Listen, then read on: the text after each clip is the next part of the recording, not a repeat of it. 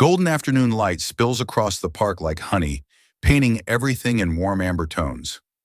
A woman in a tailored navy coat, CEO Victoria Hayes, pushes her 6-year-old daughter Lily on the swing with mechanical precision. Lily's eyes are wide and watchful, lips pressed together in silence, as they've been for 2 long years. On the next bench, a single dad in worn jeans and his 11-year-old daughter share a paper cup of steaming cocoa. Lily glances at them, then slowly climbs off the swing. Stay to see the moment that changes everything. The playground held that particular magic that only exists in late afternoon autumn light, when shadows grow long and the air carries the crisp promise of evening. Fallen leaves crunched beneath children's feet as they ran between swings and slides, their laughter creating a symphony of pure joy that filled the space between towering oak trees. Lily wandered toward Emily with the tentative steps of a child, drawn by curiosity but uncertain about connection. Her small hands were clasped behind her back, shoulders slightly hunched in the posture that had become her default since the accident that stole both her father and her voice 2 years ago. Emily looked up from the picture book she'd been sharing with her father, her face brightening with the kind of genuine smile that only children could produce, free from judgment, full of immediate acceptance. She crouched down to Lily's eye level, her movements slow and gentle, as if approaching a nervous kitten. "Hi there," Emily said softly, reaching into the paper bag beside her father's feet. "Would you like a chocolate chip cookie? My dad and I made them this morning, and they're still kind of warm." Victoria started to move forward from her position by the swings, her CEO instincts kicking in to manage and control the interaction. But something made her pause. Perhaps the way Lily's rigid posture softened slightly, or the careful attention Emily was paying to her daughter's obvious hesitation. The single dad, Jack Miller, she would learn later, offered a friendly smile that crinkled the corners of his tired but kind eyes. "She's welcome to join us," he said, his voice carrying the easy warmth of someone comfortable with children and untroubled by social conventions. "We've got plenty of cookies and hot cocoa to share." They settled on the grass beneath the largest oak tree, the two girls creating their own small world, while the adults watched from a respectful distance. Emily picked up a stick and began drawing shapes in the soft earth. A house, a flower, a smiling sun with exaggerated rays extending in all directions. Jack introduced himself with the straightforward manner of someone who'd learned to navigate single parenthood through trial and necessity. He was a carpenter, he explained, raising Emily alone since his wife had passed away 3 years earlier. His hands showed the evidence of his trade, calloused, scarred, but gentle when he gestured toward his daughter. Victoria found herself sharing more than she'd intended, though she carefully avoided the details that mattered most. Lily was quiet, she said simply, the euphemism carrying weight that Jack seemed to understand without requiring explanation. Some children needed time to find their voices, his expression suggested, and rushing them served no one. Emily began teaching Lily a hand-clapping game, her palms meeting Lily's in increasingly complex rhythms. "Like this," she demonstrated, her voice patient and encouraging. "You don't have to make the sounds, just feel the beat." Lily watched with intense concentration, then began to copy the movements, her silence filled with focus rather than withdrawal. When Victoria finally announced it was time to leave, Lily looked back at Emily with something that might have been disappointment. She took her mother's offered hand without protest, but her head turned twice to watch the girl who had asked nothing of her except presence. "Same time tomorrow?" Jack called after them, the question casual but hopeful. Victoria nodded before she'd consciously decided to answer, already knowing that Lily would spend the rest of the evening drawing stick figures in the margins of her coloring books. The next afternoon arrived with the same golden light, as if the universe had conspired to create perfect playground conditions. Victoria found herself walking faster than usual, pulled along by Lily's eager steps toward the familiar bench where Jack and Emily had claimed their spot. Emily was already there, sitting cross-legged on a colorful blanket with a collection of picture books spread around her like offerings. When she spotted Lily approaching, her face lit up with the kind of genuine excitement that made Victoria's chest tighten, with emotions she'd been carefully suppressing for months. Jack sat on the bench with a travel mug of coffee, watching his daughter with the patient attention that characterized good fathers everywhere. When Victoria chose a spot at the far end of the bench, close enough to supervise but distant enough to maintain the illusion of casual coincidence, he simply nodded in greeting, understanding her need for space. Emily and Lily gravitated toward the playground equipment with the natural synchronization of children who'd discovered a kindred spirit. At the slide, Emily climbed the ladder first, then waited at the top for Lily to join her. "We can go down together," she announced, as if tandem sliding was the most natural thing in the world. "Or we can race. You pick." Their play carried a quality that Victoria had almost forgotten, the easy flow of childhood interaction unmarred by adult complications. Emily talked constantly, filling any potential awkwardness with a steady stream of observations, stories, and questions that required no vocal responses. She seemed to understand intuitively that silence wasn't rejection, merely a different way of communicating. At the sandbox, Emily began constructing an elaborate castle, her hands shaping towers and walls with the focused attention of an architect. "This is for princesses who don't like to talk," she explained to Lily, who knelt beside her with rapt attention. "They communicate through drawings and hand signals and maybe magic spells that don't need words." Suanifat. Jack noticed Victoria watching the interaction, her carefully maintained professional composure beginning to show cracks of something more vulnerable. "They make a good team," he observed quietly, his voice pitched low enough that the girls couldn't overhear. Over the following days, their afternoon meetings became an unspoken routine. Same bench, same time, same gradual lowering of barriers that had been constructed through necessity and pain.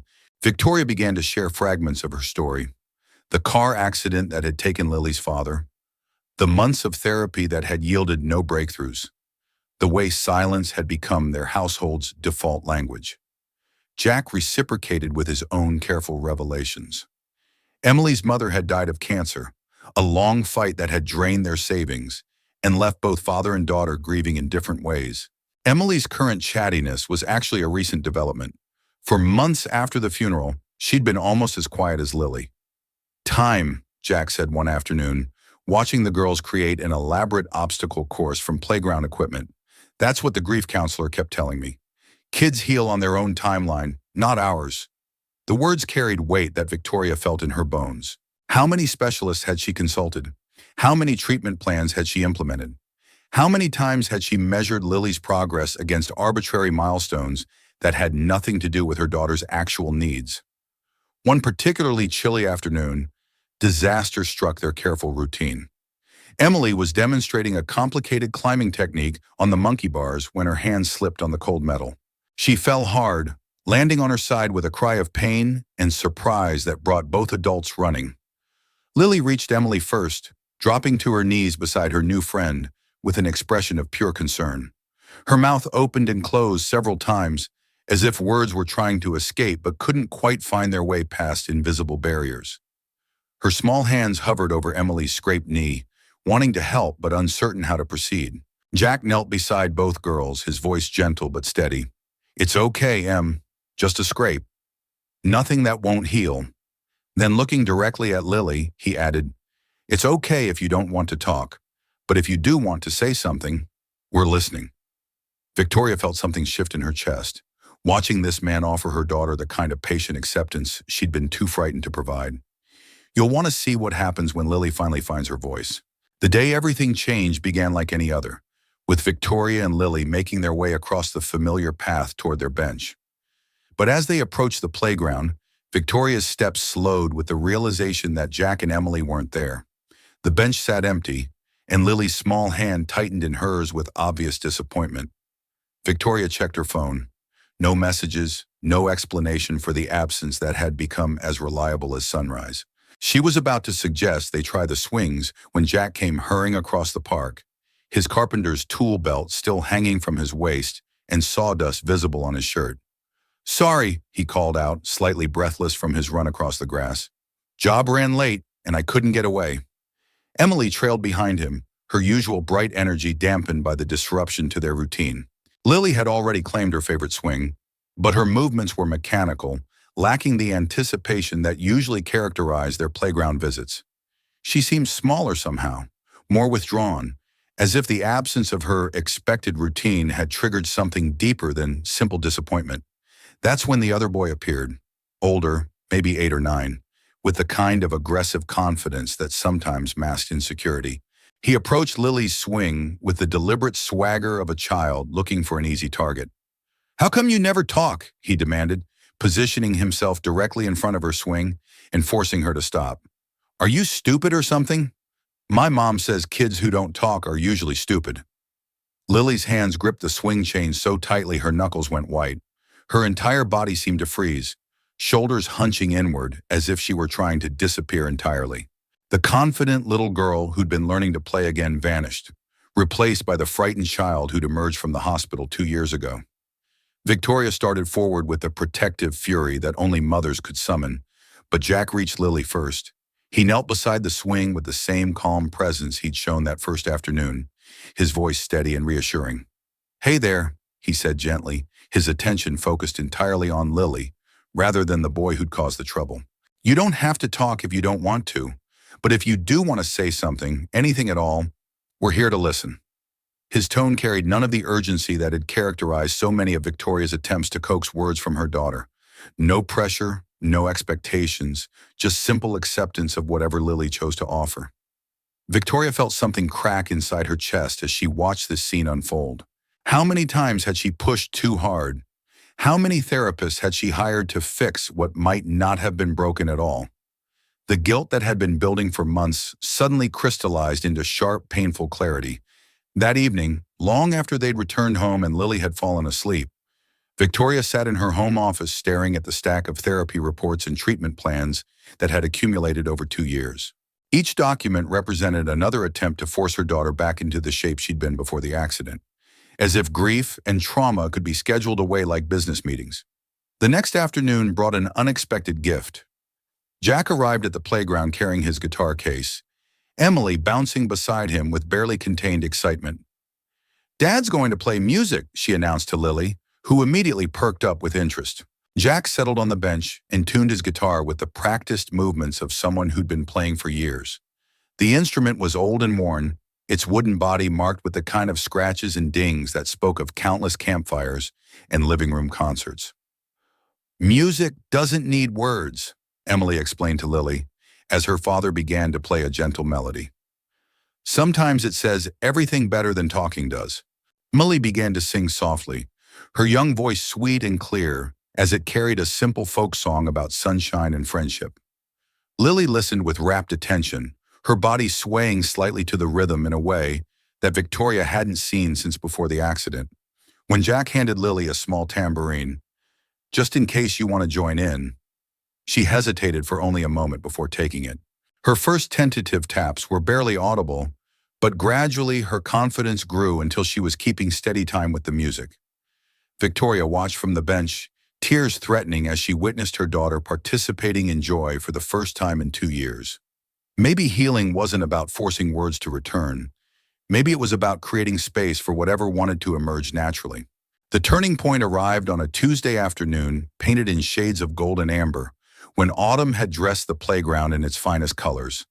Emily had been teaching Lily a simple song, something about friendship and butterflies that she learned in music class, and Jack provided gentle guitar accompaniment that made even the simplest melody sound magical. "It goes like this," Emily demonstrated, her voice carrying the patient tone of a natural teacher. "Friends are like butterflies dancing in the sky, and if you want to join the dance, you just have to try." Jack strummed the simple chord progression once more, his eyes meeting Victoria's across the small space between the bench and the blanket where the girls sat. There was something different about this moment, an electricity in the air that suggested significant change was approaching. Emily sang the verse again, then gestured for Lily to join her for the final line.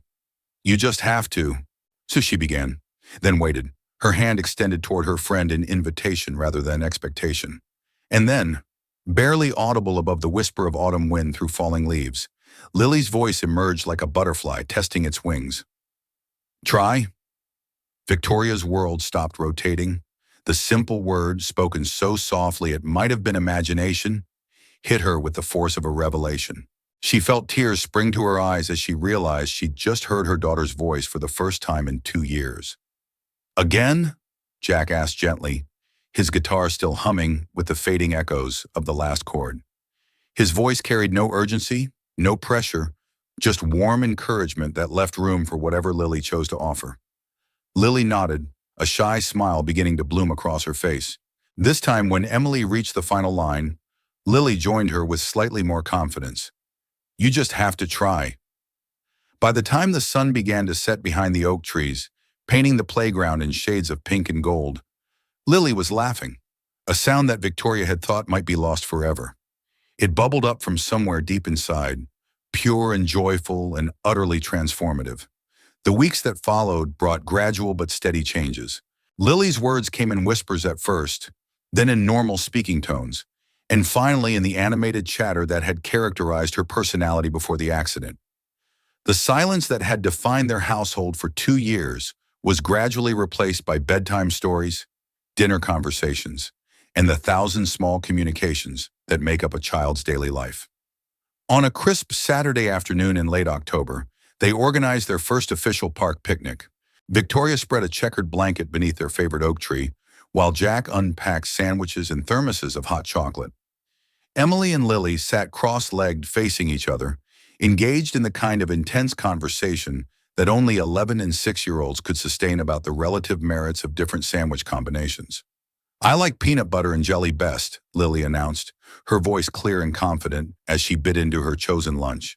But Emily says peanut butter and banana is better because it's more unusual.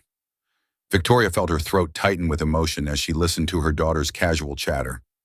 Each word felt like a small miracle, a gift she'd almost given up hope of receiving. Jack, she said quietly, her voice thick with gratitude that threatened to overwhelm her careful composure. I don't know how to thank you properly. You gave me my daughter back. Jack looked up from where he was helping Emily open a particularly stubborn bag of chips, his expression carrying the gentle wisdom of someone who understood grief's strange timeline. She was always there, he said simply. She just needed someone to listen without expecting anything in return. The truth of his words settled over Victoria like a warm blanket. All the therapy sessions, all the expert consultations, all the treatment plans, none of them had been wrong exactly, but they'd been focused on the destination rather than the journey. Sometimes healing required nothing more than patient presence and the freedom to emerge at one's own pace. As they packed up their picnic supplies in the gathering dusk, Emily and Lily were already making plans for their next playground adventure. Victoria listened to their animated discussion with the kind of deep contentment that comes from witnessing a child's return to joy. The park would always hold special significance for their small blended family, the place where silence had been transformed into song, where friendship had become the bridge that carried them all toward healing.